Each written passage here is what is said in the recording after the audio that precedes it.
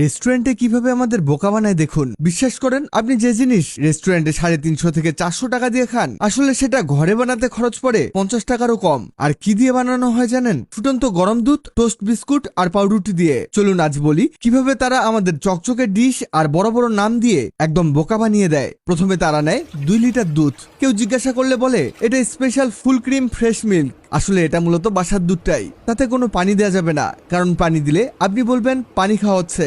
এরপর দুধ ফুটতে শুরু করলেই 4টে টোস্ট বিস্কুট দিয়ে দেয়। এখানে তারা ঘি টোস্টটা ব্যবহার করে, যাতে আলাদাভাবে ঘি অ্যাড করে টাকা নষ্ট করতে না হয়। আর একটা পাউরুটি দিয়ে দেয়, বলে এটা আমাদের সিক্রেট টেক্সচার বেস।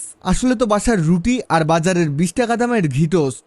একটা রুটি দিয়ে তার মধ্যে দিয়ে দেয় কাঁচা চাল। এই চাল নাকি স্পেশাল জাপানিজ গ্রেইন। আসলে চাল তো চালই, সব দিয়ে তারা ভালোভাবে রান্না করে, কারণ চালটা সিদ্ধ হতে একটু সময় নেয়। রুটি টোস্ট অল্পতেই মিশে যায়। এই সময় তাদের শেফ বলে আমাদের এই বেস তৈরি করতে 48 ঘন্টা সময় লাগে, যেটাকে তারা ইনফিউজিং ফ্লেভার বলে। আসলে তারা করে কি, একটা হ্যান্ড ব্লেন্ডার দিয়ে এটাকে এমন ভাবে ব্লেন্ড করে নেয় যাতে খুব দ্রুত সবকিছু গলে যায়। অনেক সময় এগুলো মূলত গলতে চায় না, এজন্যই তারা হ্যান্ড ব্লেন্ডার দিয়ে ব্লেন্ড করে সবকিছুকেই ভালোভাবে গলিয়ে নেয়। চাল, রুটি, টোস্ট সবকিছুই গলে গেলে এটাকে বলে তারা well beaten rice pudding foundation. তারপর দেয় 3 থেকে 4 চামচ মিল্ক পাউডার।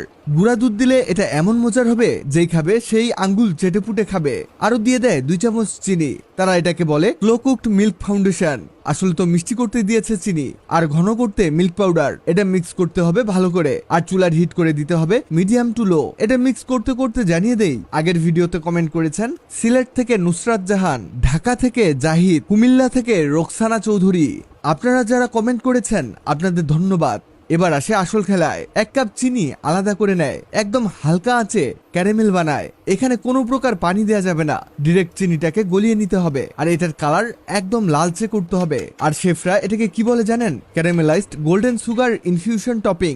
অবশেষে সেই ক্যারামেল ঢেলে দেয় ক্ষীরের মধ্যে, খুব সুন্দর একটা রং আসে। আর ওরা এটাকে বলে সিগনেচার ফিউশন কালার। আপনি ভাবছেন বাহ কি সুন্দর মিষ্টি।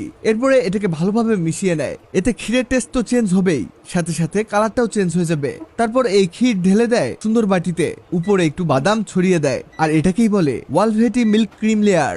আর এর পুরোটার নাম দেওয়া হয় ক্যারামেল রাইস মিল্ক ডেজার্ট। আর এটার প্রাইস 399 টাকা। বাসায় বানালে টোস্ট দিয়ে মোট খরচ হবে 50 থেকে 70 টাকা। আর এই টাকায় আপনি 4-5 জন অনায়াসে খেতে পারবেন। তো বুঝলেন, এইভাবে রেস্টুরেন্টে আমাদের বোকা বানানো হয়। একটু দুধ আর রুটির খেলা আর গল্পে বানানো নাম দিয়েই পকেট কাটা হয় চুপচাপ। আর এখন থেকে যদি কেউ বলে এটা স্পেশাল ডেজার্ট, আপনি বলবেন ভাই আমি জানি এটা বাসার দুধ রুটি চালের গল্প। টাইমলাইনে শেয়ার দিয়ে রাখুন যাতে খুঁজে পেতে কষ্ট না হয়। ভিডিওটি ভালো লাগলে